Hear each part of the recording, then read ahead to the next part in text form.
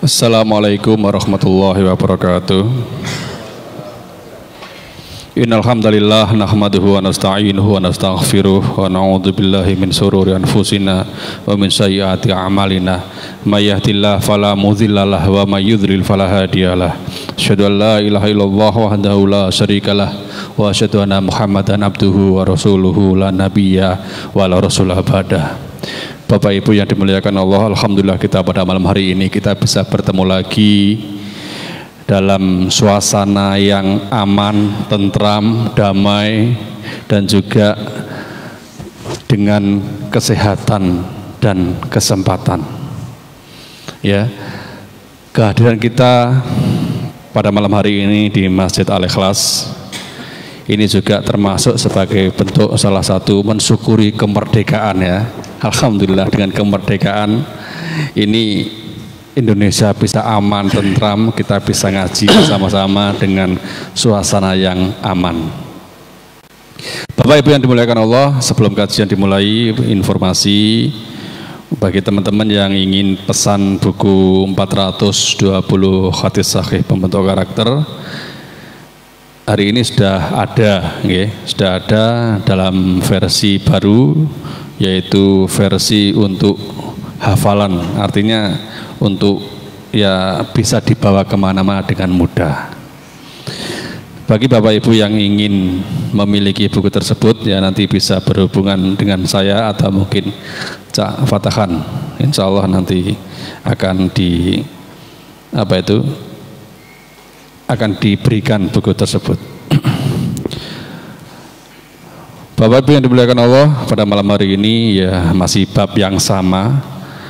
Di hadis selanjutnya tentang ya ini ngeri, untuk pada malam hari ini sangat ngeri, yaitu bab masalah ya orang-orang yang bangkrut, ya.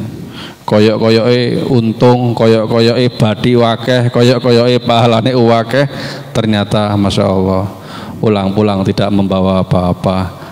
Itu ya disebut dengan orang yang bangkrut, ya. Masya Allah, mudah-mudahan kita semua ya pulang dari sini membawa ilmu, membawa pahala, ya tidak bangkrut, amin Allahumma amin.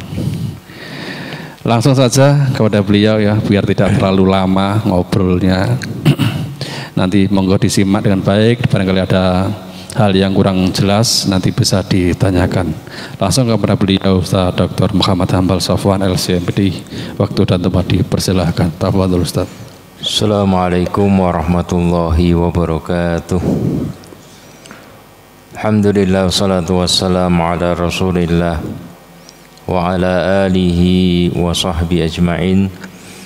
Yaqulu Rasulullah sallallahu alaihi wasallam fima rawahul Bukhari wa Muslim min hadithi Muawiyah radhiyallahu an, may yuridillahu bihi khairan yufaqihu fid din.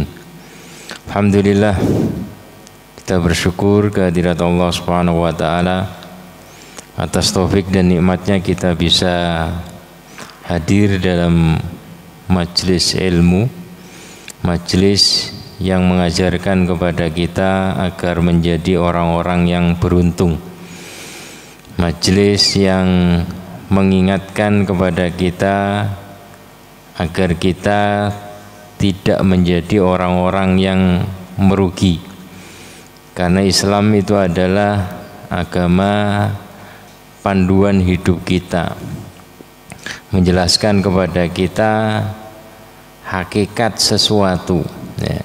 Kenapa? Karena kebanyakan kita itu tertipu dengan proses awal, ya, tertipu dengan tampilan awal, sehingga kita salah di dalam memilih, ya. Kenapa? Karena kita tertipu dengan tampilan awal. Tapi Allah Subhanahu wa taala mengetahui akhir segala sesuatu. Maka dengan Islam ini menjelaskan hakikat sesuatu itu akhirnya itu seperti ini dan seperti ini. Ya. Allah Subhanahu wa taala dalam Al-Qur'an menjelaskan tentang hakikat orang merugi itu adalah bukan yang merugi di dunianya, Karena orang rugi di dunia itu boleh bisa bangkit lagi. Ya, hari ini bangkrut, pekan depan punya ide baru, sukses. Ya, itu kalau rugi di dunia. Tapi kalau rugi di akhirat, nah itu yang susah. Nggak bisa ngulang lagi. Ya, kalau rugi di akhirat itu yang susah. Kenapa? Karena tidak ada peluang lagi untuk berusaha lagi. Itu akhir segalanya. Makanya Allah katakan qul innal khasirina alladzina khasiru anfusahum wa ahlihim yaumal qiyamah. Katakanlah sesungguhnya orang yang hakikat orang yang betul-betul merugi itu adalah yang nanti ketika di akhirat dia rugi, merugikan dirinya sendiri dan merugikan keluarganya. Itu hakikat rugi itu di situ. Dan Allah katakan faman zuhziha 'anil nar wa udkhilal jannata faqad faz. Barang siapa yang dipalingkan, diselamatkan dari api neraka, kemudian dimasukkan ke dalam jannah, itulah orang-orang yang sukses, orang-orang yang berhasil. Ya. Jadi terkadang kita itu seringnya tertipu dengan tampilan awal. Maka dengan majelis taklim disadarkan dengan Al-Quran dan Sunnah tentang hakikat akhir sesuatu. Kalau begini seperti ini, hakikat akhirnya nanti seperti ini. Kalau seperti ini nanti hakikat akhirnya seperti ini. Karena pandangan mata manusia itu menipu. Ya. Kenapa? Karena hanya melihat zahirnya saja. Yang paling tahu itu kan Allah. Ya. Nah, ini akhirnya seperti ini, akhirnya seperti ini. Maka dalam ayat Al-Quran wal akibatu lil muttaqin. Ya. Jadi akibat yang baik itu hanya milik orang-orang yang bertakwa. Meskipun tampilan awalnya itu mereka susah, orang-orang susah, orang-orang yang nggak punya harta, orang-orang macam susah. Tapi hakikat akhir yang panen itu, yang sukses itu orang-orang yang seperti itu. Ya, jadi banyak kisah-kisah yang Allah Subhanahu wa taala sebutkan dalam Al-Qur'an. Demikian juga kisah Rasulullah yang diabadikan di dalam hadis-hadis beliau. Para sahabat-sahabat beliau semangat tinggi di dalam beramal akhirat. Nah, ini yang kemudian harus kita sering baca. Ya, bagaimana Rasulullah Shallallahu Alaihi Wasallam. Ya, tampilannya nggak terlalu mulu-mulu beliau. Tapi beliau orang yang paling sukses, orang paling kaya, akan tetapi tampilannya biasa-biasa saja. Nah, ini kan bertolak belakang dengan konsep hidup hari ini. Karena orang hari ini itu yang penting penampilan, meskipun banyak utang, gitu. Ya. Banyak kredit. Beda dengan orang-orang zaman dahulu. Mbah-mbah kita tampilannya biasa-biasa, tapi tanahnya masya Allah, ya, berhektar-hektar ini, ya, sapinya banyak, ya. Dan dalam Al-Quran ya seperti itu. Ya. Jadi terkadang kita tertipu dengan tampilan awal, tapi Al-Quran Sunnah itu mengingatkan dengan yang terpenting akhirnya bagaimana, ending akhirnya itu. Ya. Seperti dalam Al-Quran di surat Qasas, Allah Subhanahu wa taala menyebutkan kisah Qarun. Ya, kisah Qarun yang menjadi idola banyak orang waktu itu karena kaya raya. Padahal sebelumnya melarat, sangat miskin. Ya, muridnya Nabi Musa. Miskin, minta didoakan sukses, doakan kaya raya, tapi kemudian lupa. Ya. Jadi dalam surat Qasas Allah Subhanahu wa taala berfirman fa kharaja ala qaumi fi zinati qala alladziina yuriduna al-hayata ad-dunya ya laita lana misla ma utiya Qarun innahu ladzu hadzin azim. Ya. Ketika Qarun keluar ke kaumnya dengan perhiasan-perhiasannya yang sangat mewah. Ya, kalau sekarang ya dengan mobilnya yang paling mahal. Kan. Ya. Maka orang-orang yang yuridunal hayatad dunya, orang-orang yang ambisinya hanya dunia, pikirannya hanya dunia, mereka mengatakan, ya laita lana misla ma utiya Qarun. Ya. Kapan saya punya harta seperti Qarun? Kalau sekarang ya kalau ada artis dengan mobil paling mewah, kapan saya punya mobil seperti itu? Ya. Kisahnya sama, dulu dengan sekarang sama saja, cuman beda model, beda tren. Ya.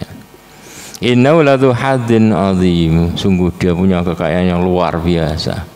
Ya. Orang super kaya. Ya. Tapi diingatkan dengan orang-orang yang rajin ngaji, ya, yang biasa baca wahyu. Wa qala alladziina utul ilma wailakum thawabullahi khairun liman amana wa amila salihah wala yulaqqaha illa sabirun. Ya. Dan orang-orang yang diberi ilmu, mendapatkan petunjuk, mengingatkan, ya.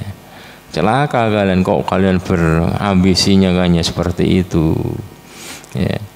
Ketahuilah sesungguhnya thawabullah khairun, pahala Allah, ya, totalan pahala nanti di akhirat itu lebih baik bagi orang yang beriman dan beramal soleh.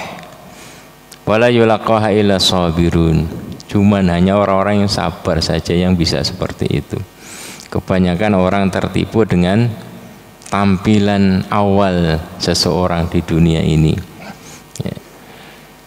Fakhasafna bihi wa bidarihil ard fama kana lahu min fi'ati yansurunahu min dunillah wa ma kana minal muntasirin.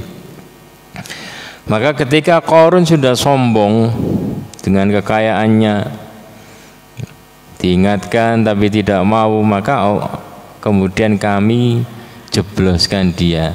Ya, mudah bagi Allah, karena Allah pemilik langit dan bumi. Tanah tiba-tiba membelah, Qarun masuk, sudah nutup lagi. Ya, namanya harta karun kemudian. Ya. Nggak ada seorang pun, nggak ada kelompok yang bisa menolong Qarun. Ya. Wa ma kana minal muntasirin. Ya. Jadi Qarun bukan termasuk orang-orang yang sukses dunia ini. Ya. Wa asbahal ladzina tamannaw makanahu bil amsi yaqulun wa ka'anna Allaha yabsutur rizqa liman yasha' min ibadihi wa yaqdir laula an manna Allah alaina la khasafa bina wa ka'annahu la yuflihul kafirun. Ya. Dan orang-orang yang kemarin itu berangan-angan pengen jadi seperti Qarun, pengen mendapatkan harta seperti harta Qarun, hartanya Qarun, itu baru tersadar ternyata hasil akhir Qarun itu seperti itu. Orang kaya raya hasil akhirnya ternyata seperti itu, mati juga. Ya, mati dalam kondisi yang mengenaskan. Ya. Jadi untungnya Allah menyelamatkan kami. Kami diingatkan oleh orang-orang yang rajin ngaji, punya ilmu, ya, sehingga kami tidak jadi seperti di barisan belakangnya Qarun. Kami tidak ditelan oleh bumi. Ya. Wa ka'annahu la yuflihul kafirun. Ya. Dan memang benar orang-orang yang lari dari peringatan Allah, orang-orang yang kafir, menolak peringatan-peringatan Allah Subhanahu wa taala, itu tidak akan sukses. Hasil akhirnya mesti jelek. Ya. Kemudian Allah melanjutkan, tilka darul akhirah naj'aluha lil ladzina la yuriduna uluwan fil ardi wala fasada. Ya. Sesungguhnya kampung akhirat itu tidak kami jadikan, tilka darul akhirah naj'aluha lil ladzina la yuriduna uluwan fil ard. Sesungguhnya kampung akhirat itu kami jadikan bagi mereka-mereka yang tidak menginginkan, ya, tidak menginginkan uluwan fil ardi, ya. Jadi pamer sombongan di dunia, ya, tidak pengen yang muluk-muluk dunia. wala fasada, dan tidak merusak, membuat kerusakan. Wal akibatu lil muttaqin, hasil akhir yang baik itu hanya milik orang-orang yang taat, bertakwa kepada Allah Subhanahu wa taala, yang dekat dengan wahyu. Ya. Man jaa bil hasanati falau khairun minha. Ya. Jadi potretnya seperti Rasulullah Shallallahu Alaihi Wasallam. Ya. Kaya raya. Kenapa nggak kaya raya? Karena beliau masya Allah kepala negara. Ya. Tapi hidupnya beliau sederhana. Hidup sederhana tapi sedekahnya masya Allah super mewah. Korban aja 100 ekor unta, ya, kan super mewah. Kalau masalah sedekah, kalau masalah fasilitas hidup ya sederhana saja beliau. Tidak mulu-mulu, tidak suka pamer-pamer. Ya. Nah, itulah orang yang sukses akhirnya seperti itu ya, gambarannya Rasulullah.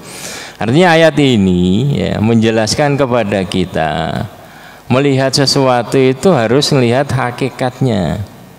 Ya, baca sesuatu itu jangan depannya saja. Baca kisah itu harus sampai akhir. Ya, hasil akhirnya gimana orang seperti ini? Nah, Al-Quran itu menjelaskan di akhir-akhirnya itu yang terpenting. Kalau tampilannya seperti ini, hasil akhirnya seperti ini. Kalau tampilannya seperti ini, hasil akhirnya seperti ini. Agar kita ini tidak mudah tertipu dengan tampilan awal. Ya. Demikian juga Rasulullah Shallallahu Alaihi Wasallam dalam riwayat Bukhari Muslim menjelaskan kepada kita tentang kisah. Ya. Ada 3 bayi yang bisa berbicara. Ya. Yang pertama itu adalah Nabi Isa, yang kedua itu adalah bayi yang menjadi saksi, ya. Jurej. Karena Jurej ini kemudian difitnah, menzinai seseorang wanita, kemudian sampai tempat ibadahnya dihancurkan. Nah, ketika lahirnya ini bersaksi, bapak saya bukan Jurej, bapak saya adalah seorang pengembala. Ya. Maka kemudian orang-orang yang menghancurkan tempat ibadah Jurej ini kemudian mengatakan kita harus kembalikan, membangun tempat ibadahnya dari emas. Kata Jurej nggak usah, cukup dari tanah. Yang ketiga ini yang sesuai dengan pembahasan kita hari ini. Ya, wa kanat imra'ah turdi ibnan laha min bani Israel. Yaitu bayi yang ketiga yang bisa berbicara adalah kisah seorang wanita yang menyusui putranya, bayinya yang masih bayi, ya, dari Bani Israel. Ya. Famarra biha rajulun raqibun dusyarah. Ya. Jadi ketika ibu ini ngomong bayinya, lewat di depannya ada seorang yang masya Allah luar biasa penampilannya. Ya. Kayaknya orang kaya raya. Ya. Faqalat, ya biasa seorang ibu wanita ketika melihat seperti itu pengen mencita-citakan anaknya seperti orang ini. Allahumma ja'al ibni mislah. Ya Allah, jadikan anak saya seperti nanti besarnya seperti dia. Ya, kaya raya. Artinya keumuman orang pemahamannya seperti itu. Ya, melihat hanya tampilan zahir, gak ngerti uang dari mana ini. Ya, terkadang orang itu doa kan salah-salan. Ya Allah, jadikan ini seperti itu. Ya, padahal dia ini masya Allah tukang korupsi, tukang rentenir dan yang lainnya. Gak ngerti, hanya lihat tampilan zahirnya saja. Ya. Tiba-tiba bayi yang disusuin tadi tiba-tiba melepas. Ya. Ya, melepas susuannya, kemudian watarokat sadiyah wa akbala raqib, kemudian melihat ke orang tersebut dan mengatakan Allahumma la taj'alni mislah. Bayi ini kemudian mengatakan ya Allah, jangan jadikan aku seperti dia. Kemudian summa akbala ala sadiyah, kemudian balik lagi nyusul lagi. Ya masuh. Qala Abu Hurairah, ka'anni andur ila Nabi sallallahu alaihi wasallam isba'ah thumma marra bi ummi faqalat. Jadi Abu Hurairah mengatakan Rasulullah sampai mempraktekkan, ya, Beliau ngemut jari telunjuknya seperti ini, mempraktekkan bayi tadi. Ya, ketika ngemut gini kemudian dilepas melihat kepadanya, menjawab tadi ketika ibunya mengatakan ya Allah jadikan putraku seperti dia, langsung dilepas kemudian ini mengatakan ya Allah jangan jadikan saya seperti dia. Ya. Tsumma marra bi ummihi faqalat, datang orang lebih amatin faqalat, ya. Kemudian lewat seorang budak wanita, tampilannya sangat menyedihkan, ya. Biasa-biasa saja, ya. Faqalat Allahumma la taj'al ibni misla hadhihi.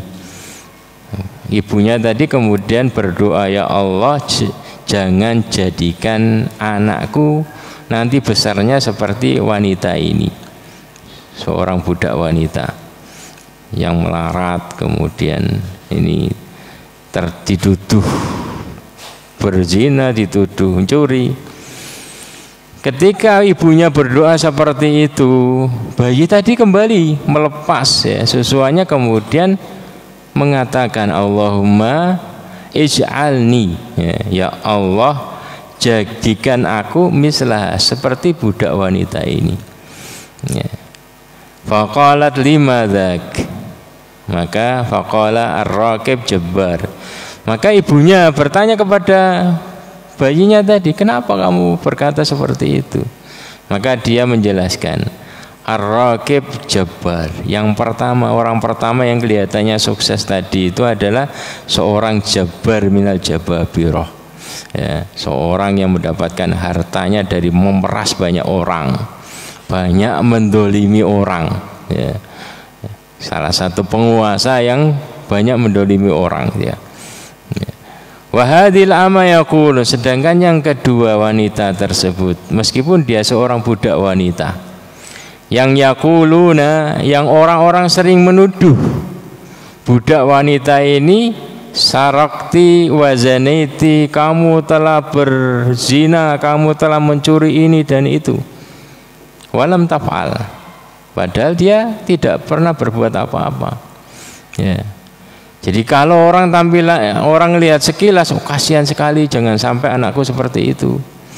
Padahal orang yang kedua ini nanti akan panen, akhiratnya sangat panen, karena semua orang yang menuduh dia itu harus membayar, ya, memberikan pahalanya kepada wanita ini yang dituduh, ya. Sekampung menuduh dia panen pahala orang sekampung, ya.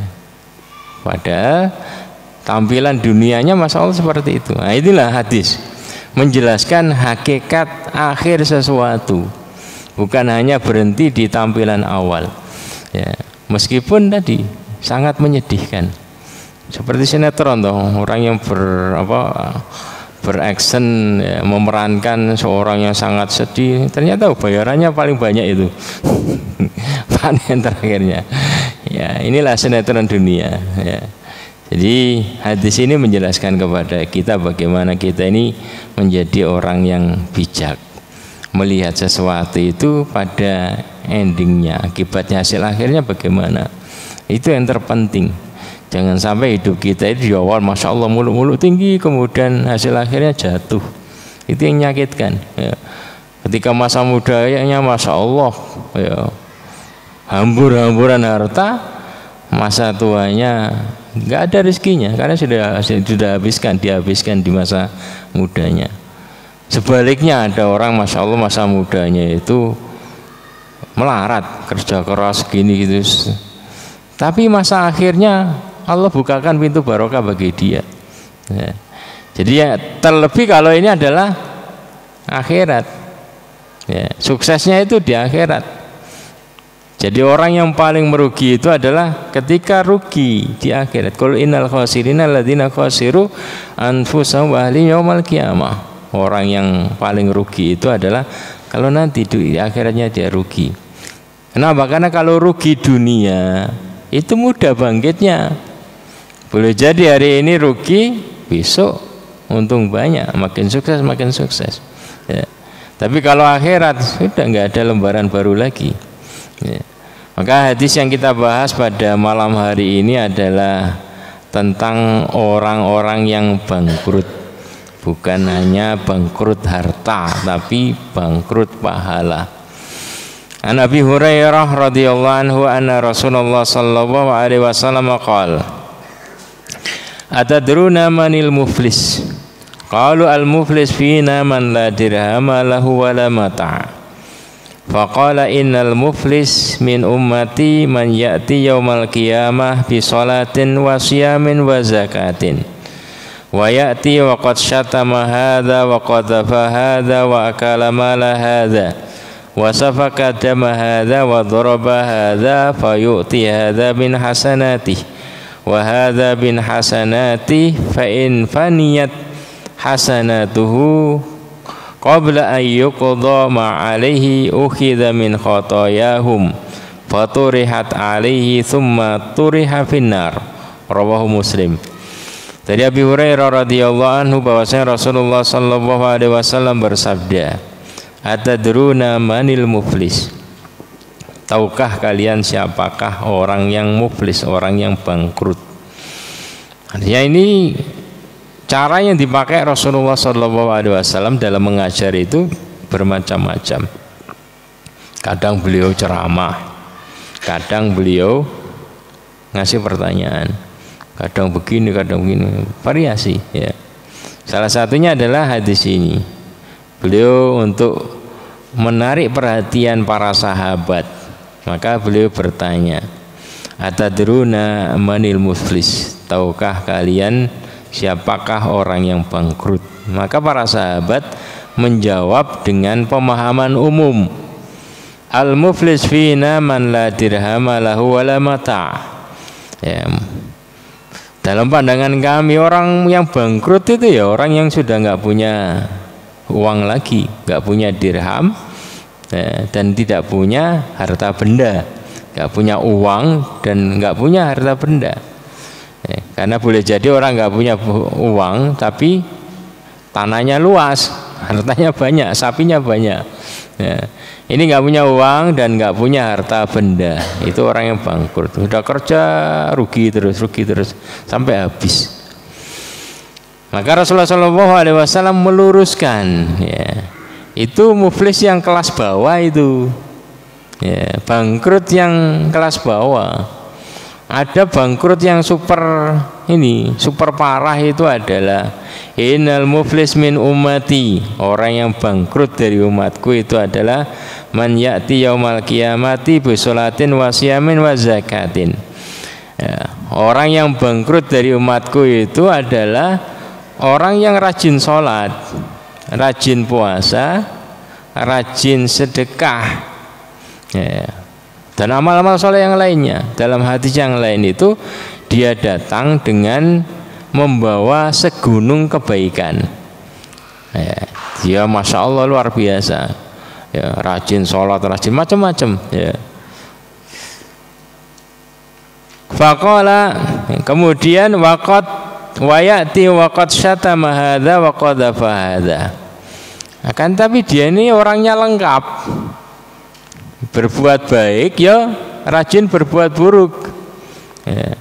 Sholatnya masya Allah, baca Qurannya masya Allah, tapi lisannya itu sangat tajam. Ya. Mudah tadi ngejek kawannya, mudah menuduh kawannya. Ya. Jadi terkadang kita salah guru. Ya. Terkadang kita salah guru. Sebelum kita ngaji itu kita pendiam menilai orang baik, tapi setelah kita ngaji gantian setiap orang kita komentari yang jelek, ya, ginilah. Ya. Nah, itu tidak baik, maksudnya itu dalam hadis itu nggak baik seperti itu. Ya. Jadi Islam itu adalah agama yang mengajarkan kita ini berbuat baik dan menjaga kebaikan kita, jangan sampai rontok. Ya. Jangan sampai rontok. Kenapa? Karena rugi. Sudah capek-capek kita bangun malam, kemudian ternyata pahalanya rontok. Sudah capek-capek kita ini mungkin umroh jauh-jauh ke Mekah, tapi kemudian pahalanya rontok. Ya, kita punya harapan tinggi dengan amalan-amalan kita, ternyata hilang semua ketika totalan. Ya. Dia syatamahada, biasa mencaci orang ini, menuduh orang ini, wa akala malahada, memakan harta orang ini, mendolimi ini, wasafaka damahada, bahkan dia menumpahkan darah saudaranya ini, wa daraba hadza, memukul ini, wa yu'ti hadza min hasanati. Sedangkan akhirat itu adalah hari pembalasan, hari totalan. Ya, maka dia karena di akhirat itu sudah enggak ada harta lagi, yang ada itu pahala yang dia miliki, maka dia harus tadi membayar kezalimannya dengan pahala yang dia miliki. Semakin banyak orang yang dia zalimi, semakin banyak totalannya. Makanya tadi sebaliknya, seperti tadi yang disampaikan tadi Rasulullah di akhir.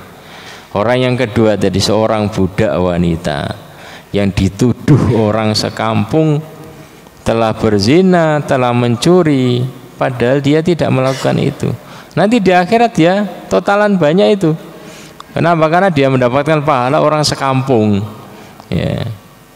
Meskipun di dunianya dia tampilannya sangat menyedihkan, tapi Rasulullah SAW mengajarkan kepada kita bagaimana melihat hasil akhir sesuatu itu. Wa hadza min hasanati, ini juga diambilkan dari pahala sholatnya, ini diambilkan dari pahala puasanya.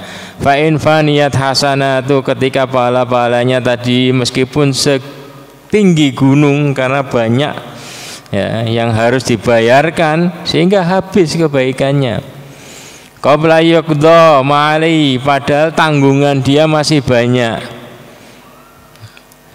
Ukhidha min khotoyahum faturihat ali, karena dia sudah tidak punya pahala, maka keburukan dosa orang yang dia zalimi itu diambil dan dibebankan kepada orang ini. Inilah orang yang bangkrut. Tsumma turiha finnar, kemudian dilemparkan ke neraka. Ya. Jadi jangan kita cepat-cepat berbangga dengan ibadah kita, ya, karena kita tidak tahu apakah ibadah tersebut kita bisa menyelamatkannya hingga akhir atau kita kemudian merontokkannya. Maka jadilah orang yang tawadhu, karena orang tawadhu itu akan semangat beramal dan beramal. Orang tawadhu itu tidak sombong, tidak mudah menghina orang lain.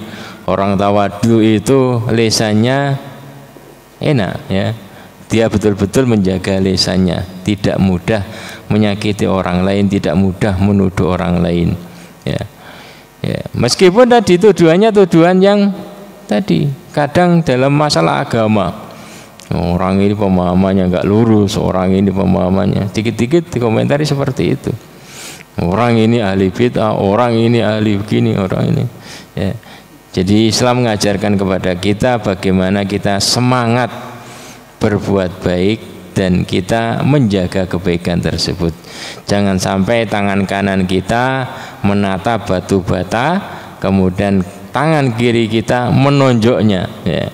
Sehingga nggak pernah tersusun batu bata kebaikan kita. Ya. Jadi pelajaran yang bisa kita peroleh dari hadis ini adalah yang pertama, bahwa Islam memperingatkan kepada kita untuk tidak melakukan hal-hal yang dilarang, terutama yang berkaitan dengan hak orang lain, baik fisik maupun non fisik. Jadi Islam itu tadi, ya, apa yang diperintahkan dalam Islam itu mesti mengandung maslahat, dan apa yang dilarang dalam Islam itu pasti mengandung madarat. Ya. Semua keburukan itu dilarang dalam Islam. Ya. Kenapa? Karena itu merusak. Terlebih sebuah tadi kezaliman. Ya. Itu yang sangat bahaya. Rasulullah SAW mewanti-wanti, ittaqud dzulma, hati-hati berbuat zalim. Fa inna dzulma dzulumatun, karena kezaliman itu adalah kegelapan, ya, menjadikan masa depanmu suram, menjadikan pahalamu rontok, ya. Jadi makanya Rasulullah SAW beliau bersabda kepada kita, ya, memberikan wasiat kepada kita, dan para ulama ini memberikan judul nasihat beliau ini Sabilun Najah, jalan keselamatan. Rasulullah SAW katakan, manahaitukum anhu fajtanibu wa ma amartukum bihi fa'tu minhu mastata'tum fa innama halakal ladzina min qablikum kasratu masailihim wa ikhtilafuhum ala anbiya'ihim. Ya. Rasulullah katakan, manahaitukum anhu fajtanibu, apa yang aku larang hindari, tinggalkan, ya. Karena tadi semua larangan itu pasti madharat, mesti akan merusak, ya. Mesti akan bernilai negatif, ya, memberikan keburukan kepadamu. Wa ma amartukum bi fa'tu minhu mastata'tum. Ya, jadi yang pertama apa yang aku larang, tinggalkan semuanya. Wa ma amartukum bihi, dan apa yang aku perintahkan kerjakan semampumu. Kan enak toh, ya. Jadi menumpuk, artinya menumpuk itu semampunya. Kalau yang tadi yang rusak ini ditinggalkan, tumpukan pahala kita aman, meskipun pelan-pelan semampunya. Tapi kalau tadi tidak kita hindari apa-apa yang dilarang oleh Rasulullah SAW, kalau kita menumpuk banyak pun itu nanti nggak ada manfaatnya, karena dirontokkan dengan tadi keburukan-keburukan kita. Makanya enak Rasulullah SAW itu, nasihat beliau itu, yang penting kamu tinggalkan semua laranganku, jangan begini, jangan begini, jangan begini, ya. Dan larangan tadi itu kan aslinya tidak berat, ya. Jadi larangan-larangan Rasulullah SAW itu adalah ya tidak menyakiti orang lain, tidak mencaci orang lain, tidak begini, tidak begini, tidak begini. Kemudian perintah-perintahnya kerjakan semampu kalian, sholat semampu kalian, maksudnya yang sunnah. Kalau yang wajib pasti harus. Sedekah juga seperti itu, ya. Enak, tentram. Makanya kemudian beliau melanjutkan, fa innama halakal ladzina min qablikum, karena yang menghancurkan, yang membinasakan umat sebelum kalian itu adalah kathratu masailihim, ya, banyak bertanya, banyak masalah, ya. Waqtilafum ala anbiya'ihim, dan mereka menyelisih nabi-nabi mereka, menyelisih perintah-perintah Rasulullah SAW, ya. Jadi segala yang buruk-buruk, ya, apalagi yang ada kata-kata la'an, Allah melaknat begini, Allah melaknat gini, itu tinggalkan, itu pasti merugikan itu, ya. Jadi seperti dalam hadis, ya, la'anallahu akilar riba wa mukilahu wa syahidahu wa katibah, ya. Allah melaknat pemakan riba, yang ngasih makan, yang nulis, ya. Meskipun tampilannya sangat menguntungkan tampilan awal, tapi itu ngandung laknat, mesti susah terakhirnya itu, ya. Jadi kalau ada kata-kata la'ana, ya, itu jangan pandang remeh, pasti akan menyusahkan di akhir. Meskipun di awal sangat menguntungkan ini, riba paling berapa atau persenannya cuma 0, atau berapa, nanti dari situ untungnya bisa 100%. 100% dikurangi 2% atau 0, berapa, masih sisa banyak itu, nggak terasa. Itu pandangan manusia, tapi la'ana itu jauh dari rahmat Allah. Kalau kamu hidup kamu, rumah tangga kamu jauh dari rahmat Allah, ya isinya kiamat, ya. Rumah begitu mewah, tapi kalau isinya itu tiap hari tengkar, ya, apa arti kemewahan rumah? Apa arti dinginnya AC kalau ya, panas hawa, hubungan antara suami istri hubungannya panas, ya nggak ada artinya AC itu, ya. Karena yang terpenting itu siapa yang menempati rumah tersebut, bukan isinya itu apa. Silakan adzan dulu.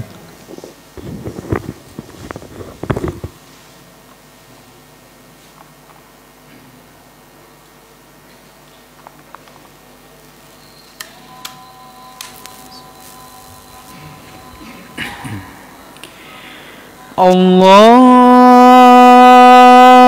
Akbar, Allahu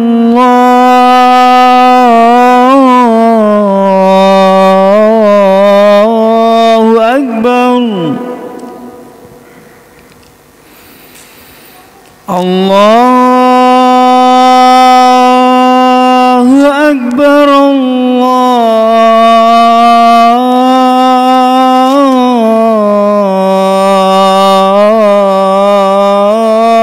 Akbar. Asyhadu an la ilaha illallah.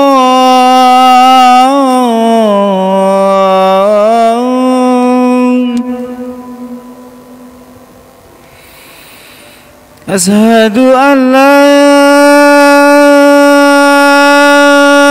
ilaha illallah.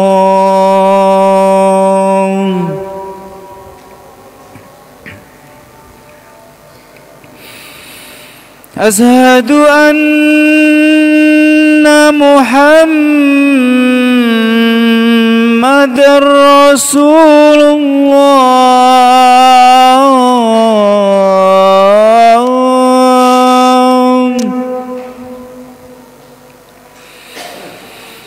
Asyhadu anna Muhammadar Rasulullah.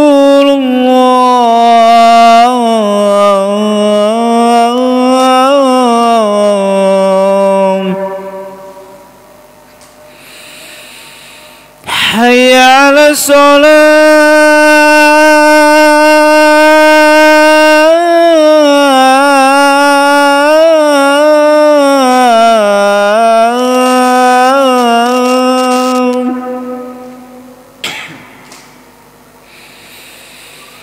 Hayya 'alas shalah.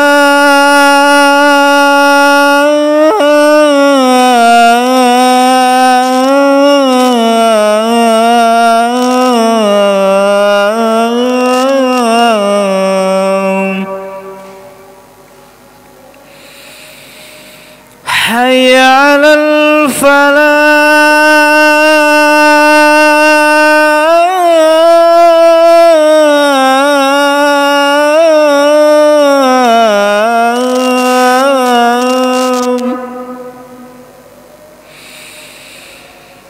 Hayya 'alal falah.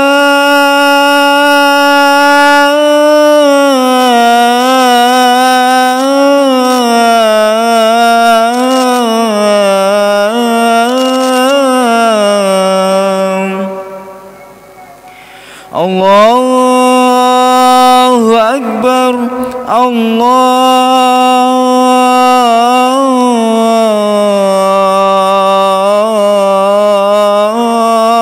Akbar. La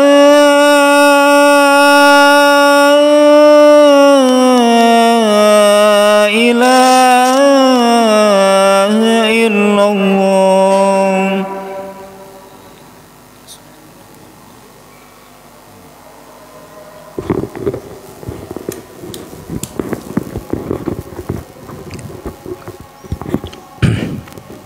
Ya, kita lanjutkan sebentar. Jadi hati-hatilah dengan larangan yang ada kata laknatnya, karena efeknya berat. Ya. Demikian juga kalau tadi riba, kemudian hadis yang lain yang ada laknatnya itu adalah tentang khomer. Ya. Laknat Allah terhadap khomer. Ya. Jadi Rasulullah SAW katakan Allah melaknat 10 orang. Dalam khomer itu Allah melaknat 10 orang. Ya, yang minum, yang ngasih minum, yang jualan, yang ngantarkan, yang macam-macam. Ya. Sampai 10. Ya. Jadi akibatnya itu berat. Ya. Jadi khomer itu ya segala yang memabukkan, termasuk ya sekarang narkoba. Meskipun tampilan awalnya sangat bagus sekali itu, bisa melupakan masalah hidup, ngeplay, tapi hasil akhirnya rusak, otaknya rusak, segala macam banyak kerusakan di belakang efeknya. Kenapa? Karena di dalamnya Allah katakan la'ana, Rasulullah katakan la'anallah, Allah melaknat dalam khamr itu ada 10. Syaribaha wa saqiyaha wa ba'i'aha wa mubta'aha wa asiraha, yang minum, yang ngasih minum, yang menjual, yang membeli, yang memeras, yang membawa, yang pesan dibawakan, dan yang memakan gajinya, memakan hasil penjualannya, sampai seperti itu. Kenapa? Karena efek rusak yang ditimbulkan itu merusak generasi, bukan hanya pelaku, itu generasi. Karena yang organ yang paling ini berharga yang Allah kasih kepada kita itu akal kita. Kalau yang paling berharga ini kemudian dirusak, apa arti mata, apa arti ini telinga dan yang lainnya, nggak ada artinya. Demikian juga hadis-hadis yang lain yang ada kata la'ana, maka hindari, jauhi. Jangan tertipu dengan tampilan awalnya. Pelajaran yang kedua yang kita bisa peroleh dari hadis ini adalah bahwa perbuatan zalim dapat menghapus pahala amal soleh yang pernah dilakukan. Jadi tinggalkan segala bentuk kezaliman.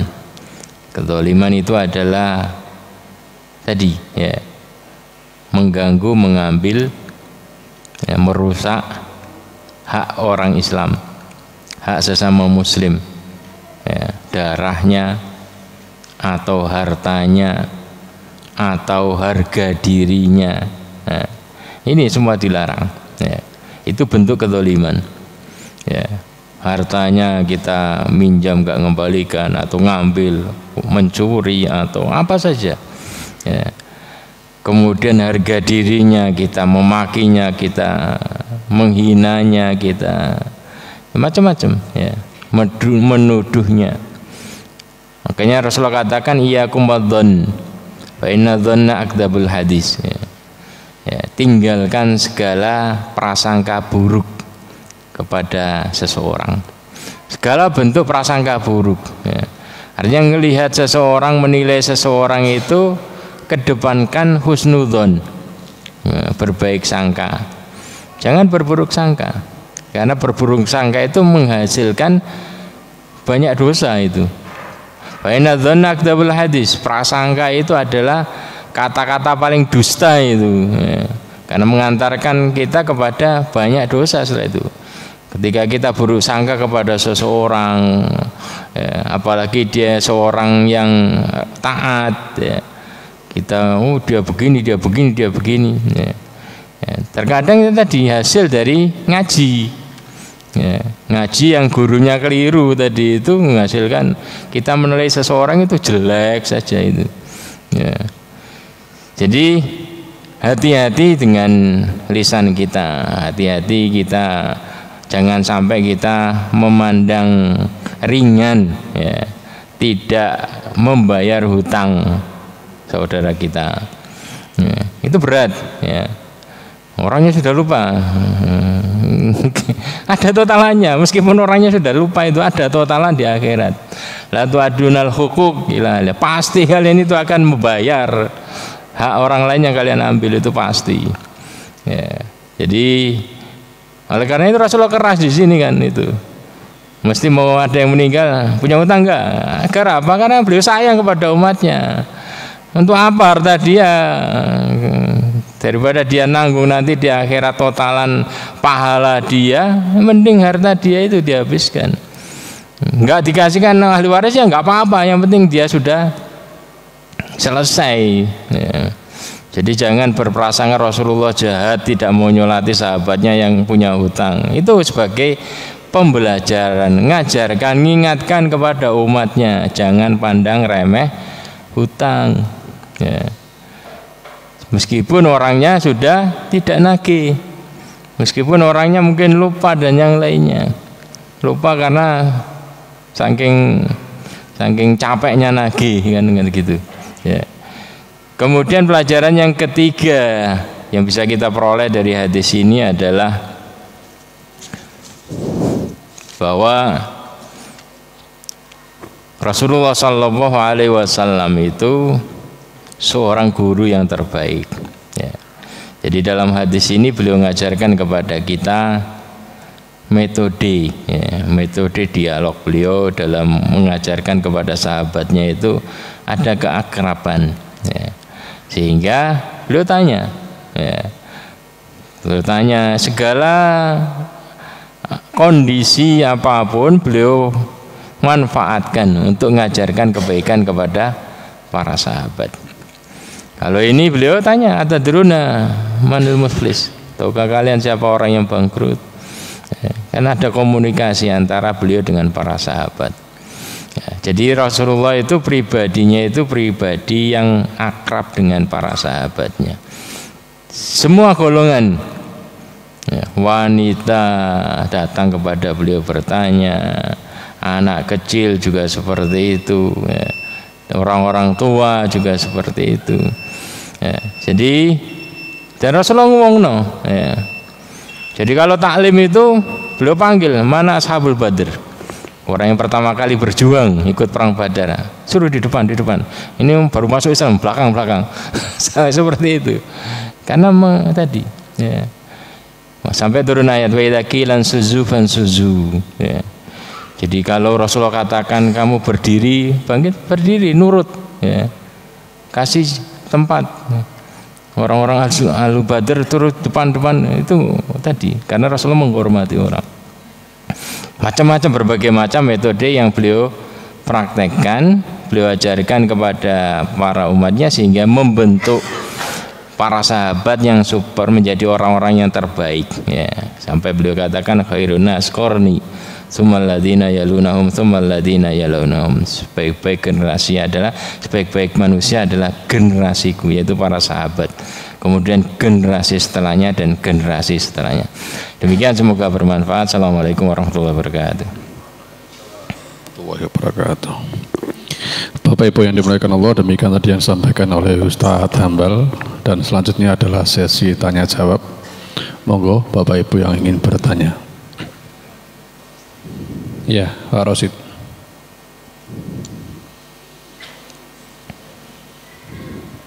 Bismillah, assalamualaikum warahmatullahi wabarakatuh. Assalamualaikum warahmatullahi wabarakatuh. Jazakumullah khairan jazak Ustaz atas tadi dijelaskan bahwasannya di dalam Islam ada cerita tentang 3 bayi yang bisa berbicara. Di antaranya yang pertama adalah Nabi Isa, kemudian yaitu kisah Juraid, yaitu dari pemuda yang soleh kemudian difitnah oleh wanita penzina. Yang kedua dari hadis, pembahasan yang hadis ini Ustaz. Nah, saya pernah mendengar ada satu lagi Ustaz, ini kalau nggak salah ini nggak tahu ini anak atau bayi Ustaz, cerita tentang Ashabul Ukhdud yang diceritakan dalam surat apa itu tadi, Al-Buruj kalau nggak salah. Itu tatkala manusia sekampung dimasukkan ke dalam api itu, kemudian ada satu wanita tatkala menggendong anaknya, dan hampir saja wanita itu mau murtad, kemudian anaknya itu bisa bicara, kemudian wanita tersebut melangkah masuk ke api neraka itu Ustaz. Mohon dijelaskan Ustaz, ini adalah termasuk itu juga tambahan atau cuma 3 itu aja Ustaz? Jazakumullah khairan jazak. Ya, jadi Rasulullah SAW katakan di sini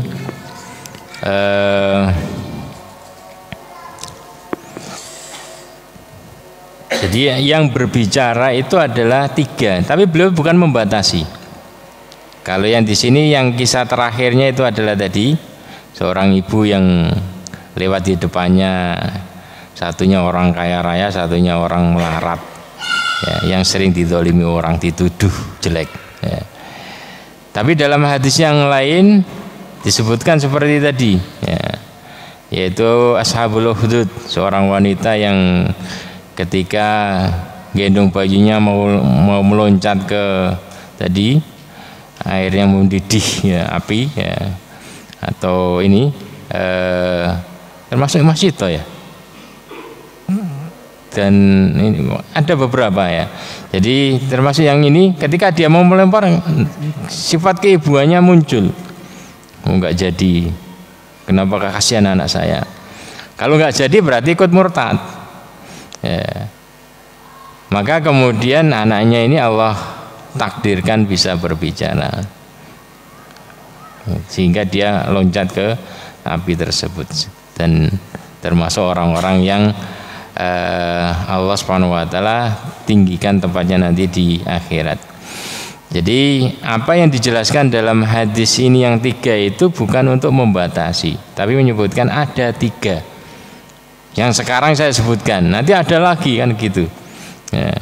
Karena kalau Rasulullah menyebutkan semuanya ya ini panjang waktunya ya. Sebagai contoh, karena Rasulullah SAW itu ketika mengajarkan itu sesuai dengan kondisi ya. Ketika melihat bulan purnama belum manfaatkan, innakum ya, satarona robbakum, kalian itu nanti akan bisa melihat ke Rob kalian, ke Allah nanti di akhirat seperti kalian melihat bulan purnama ini ya. Jadi kalian melihat purnama itu kan nggak terhalang sedikit pun, nggak sakit sedikit pun mata kalian ya. Sama nanti juga seperti itu kalian akan melihat Allah, itu hadiah terbaik paling istimewa. Ketika penduduk surga menikmati fasilitas kemudian ditanya apakah kalian puas, oh bagaimana kami tidak puas, oh maka aku kasih satu lagi yang lebih baik dari itu, yaitu Allah kasih bonus ini, ziyadah itu bisa melihat wajah Allah.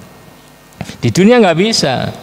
Nabi Musa melihat, minta bisa melihat Allah itu kalau kamu mampu ya, nggak apa-apa. Tapi kalau nggak mampu kamu akan hilang nyawa kamu ya. Ternyata bumi saja, gunung saja hancur ketika baru Allah tampakkan sinarnya saja, baru sinar itu ya. Jadi nggak akan mampu ya, ketika di dunia, tapi di akhirat mampu ya. Jadi itu cara Rasulullah SAW mengajarkan, kadang tidak panjang-panjang ya.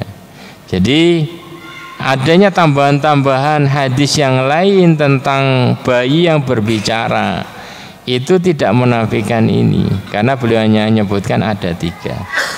Seperti begini loh ya, seperti Asmaul Husna ya, Allah memiliki 99 nama Asmaul Husna, bukan berarti membatasi hanya 99, karena nama Allah itu banyak, ada yang lebih dari itu ya. Makanya dalam hadis itu as'aluka bikulli ismin huwalak sammaita bi nafsak, saya meminta kepadamu dengan wasilah Asmaul Husnamu, sammaita bi nafsak, nama-nama yang engkau sebut, engkau namakan pada dirimu, apa yang kau turunkan dalam Qur'anmu atau yang kau ajarkan kepada nabimu. Ini kan Quran hadis. Ada satu lagi ya, atau yang kau istasarta bi nafsak, masih engkau ini belum sampaikan kepada hambamu ya. Jadi hadis tentang tadi itu, bayi tadi itu adalah menambahkan ya. Nah, bilangan di yang hadis pertama itu bukan untuk membatasi, tapi ini hanya untuk menyebutkan. Seperti saya punya uang 100.000 ya, di saku saya, tabungan saya masih banyak kan gitu. Jadi kalau kita mengatakan saya punya 100.000, saya nggak dusta, yang di sini Tapi di tabungan kan masih ada kan gitu. Ya. Jadi seperti itu gaya Rasulullah menyampaikan. Ya. Ya, monggo. Barangkali ada yang bertanya lagi. Oh ya, Pak Taufik.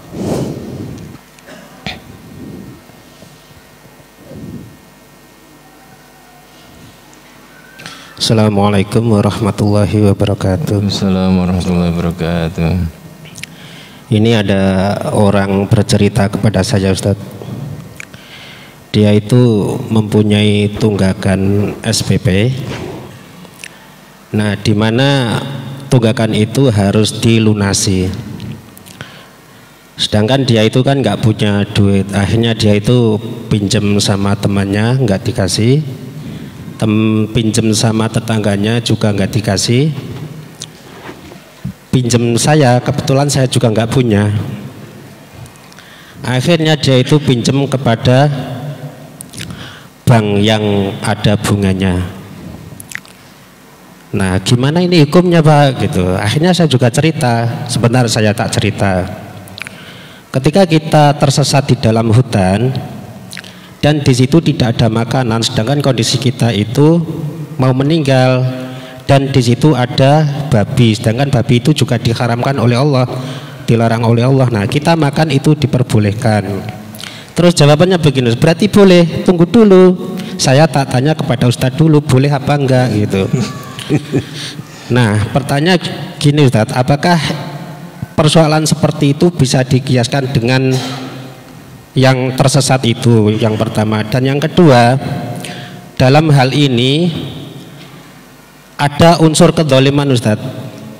Yang dolim ini teman-temannya yang dipinjemi nggak diperbolehkan, atau lembaga yang tidak ada tenggang karena pelaturan itu. Terima kasih. Ya. Jadi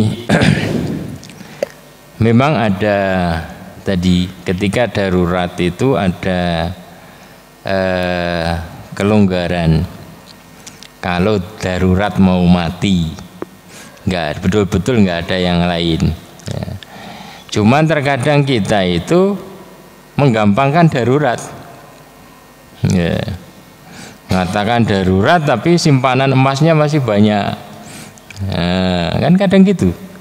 Oh, ini darurat, ini pinjam bank saja, padahal emas eman jual emasnya. Ya. Jadi kita harus tadi, ya, wanti-wanti jangan sampai terjerumus kepada itu. Kemudian kita jujur dengan diri kita, betul darurat atau tidak, atau masih ada simpanan. Ya. Kalau kita ini betul-betul sungguh-sungguh berkorban, Allah ganti itu. Ya Allah, saya suka sekali emas ini, cincin saya ini, tapi karena ini darurat, nggak ada yang lain, daripada saya pinjam bank, saya jual. Ya. Dari situ kemudian nanti ada jalan keluar yang lain. Ya. Jadi butuh pengorbanan dulu baru tadi. Ya. Jadi kalau kita ini punya keyakinan kuat, nah itu nanti bisa ngalahkan. Kalau nggak punya keyakinan kuat ini bahaya, kita gampangkan. Waduh, darurat ini kan gitu. Kalau masih ada yang bisa dijual, nah, itu jual saja. Nanti semoga Allah mudahkan, dapat lagi yang lebih banyak lagi, lebih mudah lagi. Ya. Jadi itu perlu, terkadang Allah tadi pengen bukti kamu ini betul-betul ini atau tidak. Entah hanya menggampangkan. Ya. Itu yang pertama, harus jujur, betul-betul nggak ada. Kalau betul-betul nggak ada, komunikasikan, sampaikan. Datang ke ini lobby. Nah, saat ini saya betul-betul ini ke lembaga. Dan jadi yang jujur, yang susah ini kan jujur sekarang. Kadang lembaga, yaudah nggak apa-apa. Dapat duit, nggak ngomong, nggak datang ke pondok lagi. Sudah boleh kok. Terkadang kan nggak jujur, nggak bayar-bayar. Kadang pondok itu yang jadi korban. Oh, pondoknya dolim. Kenapa? Karena dipaksa bayar. Yang dolim itu pondoknya atau ininya. Ya. Nggak punya duit tapi bisa beli rokok, kan gitu toh. Jadi jujurlah pada diri. Kalau betul-betul nggak ada, ngomong ke ustadznya. Nanti minta keringanan atau apa. Komunikasikan. Kalau ada komunikasi itu mudah. Ya. Dan jujur, konsisten. Ya. Contoh yang merusak, aslinya kan banyak yang bisa minjami. Cuman kitanya yang merusak. Pinjam kemudian nggak mau bayar-bayar. Ya. Pinjam, masya Allah betul-betul nangis. Setelah itu yang punya duit, butuh duit ya gonta-ganti baju, gonta-ganti, nggak mau bayar. Itu yang rusak. Jadi yang rusak itu kita sendiri. Jangan salahkan orang nggak mau minjemin kita. Boleh jadi karena kita yang rusak. Kalau kita buktikan kita ini konsisten, banyak yang nawari pinjaman. Ya. Saya kemarin butuh duit aja banyak yang nawari pinjaman ke saya kok. Karena kita konsisten, kan gitu. Ya, Rasulullah kan aslinya sangat bagus sekali Islam itu. Barang siapa minjemin itu separuh pahala sedekah itu. Minjemin 1 juta seperti sedekah 500.000. Nah, cuman kitanya yang rusak kepercayaan. Ya. Itu yang menjadi problemnya. Jadi mudah, yang penting ada komunikasi. Ya, kalau kita betul-betul jujur kepada Allah, maka Allah akan ngasih jalan keluar. Ya. Jadi lihat, tanya istri, ada betul-betul ada enggak? Kalau enggak betul-betul enggak ada, ngomong. Kalau ada ya udah jual. Ya, kadang kita gitu nggak punya duit tapi mobilnya itu 3 atau apa banyak, simpanan emasnya banyak. Ya, itu yang jadi kemudian susah, membuat susah kita itu kan seperti itu karena kita kurang jujur. Ya, kita kurang jujur. Kita kurang jujur dan kita kurang konsisten. Kalau kita konsisten, jujur sesuai dengan yang diajarkan Rasulullah SAW, semua akan mudah. Ya. Ekonomi Islam itu dibangun di atas itu, hasilnya mudah. Dulu enak, sampai orang nawar-nawarkan kan. Tapi kemudian ganti generasi, ya, kita yang rusak sendiri, ya kita yang susah sendiri. Ya itu.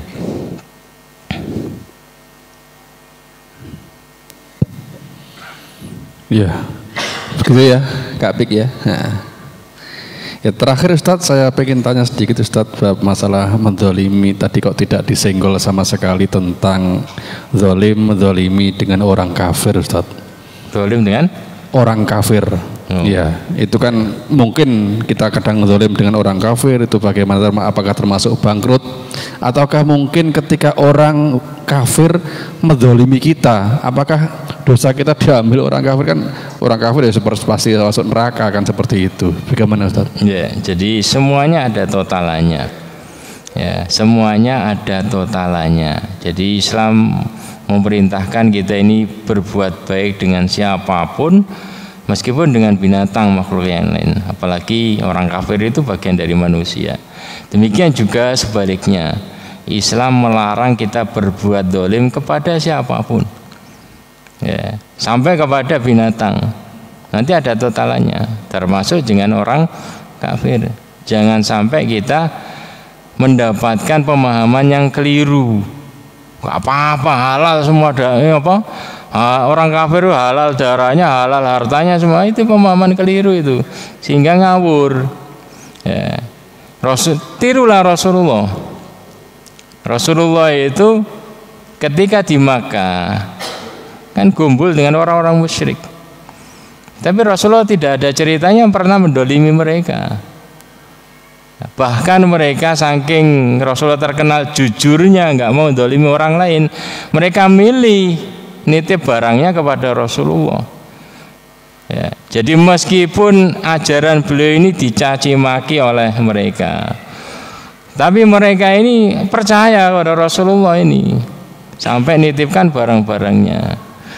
Rasulullah jual beli, nggak ada ceritanya beliau nipu. Oh, ini kafir, nggak apa-apa tak tipu. Itu pemahaman yang keliru, ngawur. Ya, kalau masih punya guru seperti itu, ganti guru. Ya. Jadi ini kafir bebas ini, jangan. Islam itu mengajarkan akhlak yang baik. Ya, Islam mengajarkan akhlak yang baik. Tiru Rasulullah, itu contoh konkretnya. Jual beli beliau nggak pernah nipu, meskipun dengan orang-orang kafir, sehingga semua senang dengan Rasulullah, bisnis dengan Rasulullah. Ya. Jadi Jangan sampai ada tadi kita mendapatkan pemahaman keliru kalau dengan orang kafir nggak apa-apa itu. Ya, itu bukan pemahaman yang benar. Ya. Jadi Islam itu mengajarkan akhlak yang baik meskipun kepada non-muslim.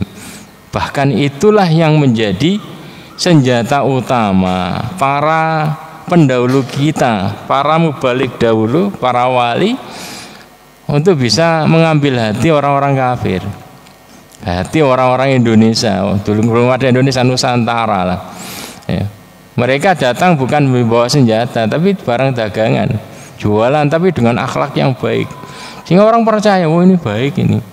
Ya. Bayangkan kalau pemahaman mereka seperti pemahaman sebagian orang kita, nggak apa-apa bujuin orang-orang kafir, nggak akan diterima itu.